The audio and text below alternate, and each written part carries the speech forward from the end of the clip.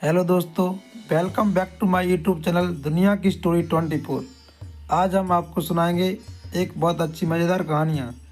अंधे पंडित की मज़ेदार कहानी। एक बार की बात है, किसी गांव में एक पंडित रहता था जो दोनों आंखों से अंधा था, जो गांव के बाहर एक झोंपड़ी में रहता था। एक दिन उस गांव में एक सेठ के घर रसोई का आयोजन किया गया, जिसमें आसपास के गांव के कई पंडितों को भोजन का निमंत्रण दिया गया। इसी प्रकार गांव के बाहर रहने वाले उस पंडित को भी भोजन का निमंत्रण देने के लिए सेठ ने अपने नौकर को भेजा। जब नौकर सेठ के घर पहुंचा तो उसने पंडित जी को आवाज़ लगाई तो सेठ घर से बाहर आकर बोला, कौन है भाई? नौकर ने अपना परिचय दिया और कहा कि गांव में सेठ के घर एक बड़ी रसोई का आयोजन किया जा रहा है और जिसमें आपको भी भोजन का निमंत्रण भेजा है। सेठ जी ने, पंडित, अच्छा, फिर तो मैं ज़रूर आऊँगा। वहाँ नौकर, जी हाँ जी ज़रूर, आप तैयार रहना, मैं आपको लेने के लिए आ जाऊँगा। ऐसा कहकर नौकर जाने लगा। पंडित, हाँ ठीक है भाई, थोड़ी देर बाद। अरे लेकिन यह तो तुमने बताया है नहीं कि खाने में क्या क्या बनाया है। नौकर रुक कर बोला, पंडित जी, सेठ जी का प्रोग्राम है, कोई छोटा मोटा आयोजन थोड़े है, सब कुछ बनाया जाएगा खाने में। पंडित, अरे मैंने बस ऐसे ही पूछ लिया। नौकर, आप चिंता ना करें, वहाँ सब कुछ मिलेगा। खाने में हलवा, पूरी, सेव, नमकीन, बर्फ़ी वगैरह वगैरह। पंडित, हाँ हाँ, मुझे मालूम था कि ऐसा ही कुछ होगा, मैं वहाँ पहले भी खा चुका हूँ। नौकर के जाने के बाद पंडित मन ही मन सोचने लगा कि यार, बस सब तो ठीक है, परंतु यह वगैरह वगैरह क्या है? यह अब भी समझ नहीं आया। यह कोई नया पकवान लगता है। इस बार अगर ऐसा है तब तो मैं ज़रूर जाऊंगा। इस बार देखूं तो सही कैसा लगता है यह वगैरह वगैरह।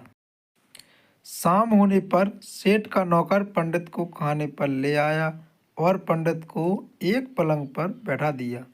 पंडित की जिज्ञासा अब और ज़्यादा बढ़ने लगी कि आज तो मज़ा आए जाएगा, नया पकवान वगैरह वगैरह है।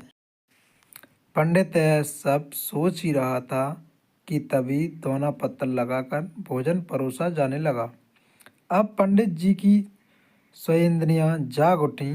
अब जैसे ही पत्तल में कोई पकवान रखा जाता, पंडित तपाक से उसे छूकर यह जानने की कोशिश करता कि वह क्या है और सोचता, जा अच्छा, यह तो रसगुल्ला है, अरे यह तो मिठाई है, हाँ यह तो बर्फ़ी है, यह सब तो मैं कई बार खा चुका हूँ, मुझे तो बस वह मिल जाए, सबसे पहले तो मैं उससे ही चखूँगा और बाकी सब बाद में। धीरे धीरे पत्तल भरती गई और पंडित इसी तरह सभी पकवानों को उत्सुकता से जांचता रहा, परंतु उसे अब भी इंतजार था उस अनजान और मायावी चीज का, जिसके लिए आज वह पूरे दिन भर नमक का पानी पीकर अपनी भूख को बढ़ाता रहा। वह सोचने लगा, आखिर कब तक आएगा वगैरह वगैरह। पूरी पत्तल भर चुकी है, अब तो तभी किसी की आवाज़ आई कि भोजन शुरू किया जाए। तभी, अरे यह क्या, अभी तो मेरा वो, कब लाओगे? पंडित जोर जोर से बुदबुदाने लगा। अरे ऐसा तो नहीं कि किसी ने जल्दबाजी में रख दिया हो इधर उधर। पंडित अपने दोनों हाथों से उसे ढूंढने लगे। तभी उसने पत्तल के बाहर एक गोल गोल चीज, गोल पत्थर को छुआ तो मन थोड़ा शांत हुआ। हाँ यही होगा शायद, और कितने मूर्ख हैं लोग हैं, खाने की चीज को भी ऐसे ही रख जाते हैं। अब पंडित उस गोल चीज को पाकर बहुत खुश था। तभी उसने सोचा कि वह सब तो मैं बाद में खाऊंगा, पहले इसका स्वाद लिया जाए कि लगता कैसा है और स्वाद कैसा है इसका। तभी पंडित को एक उपाय सूझा। लगता है इसे फोड़ना पड़ेगा। हो सकता है इसके अंदर कोई गुठली जैसा आइटम निकले। पंडित को लगा कि सामने कोई दीवार है और शायद उससे टकराने पर उसका यह अगैरा वगैरह फूट जाए।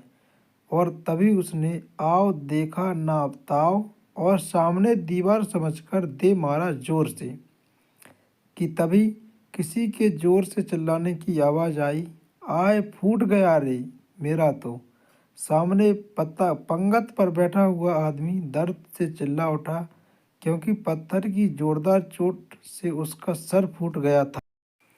तभी पंडित गुस्से से बोला, ओए खाना मत, यह मेरा आइटम है, फूट गया तो ला वापस दे दे मुझे। पंडित को लगा कि उसका अगैरा वगैरह फूट गया है।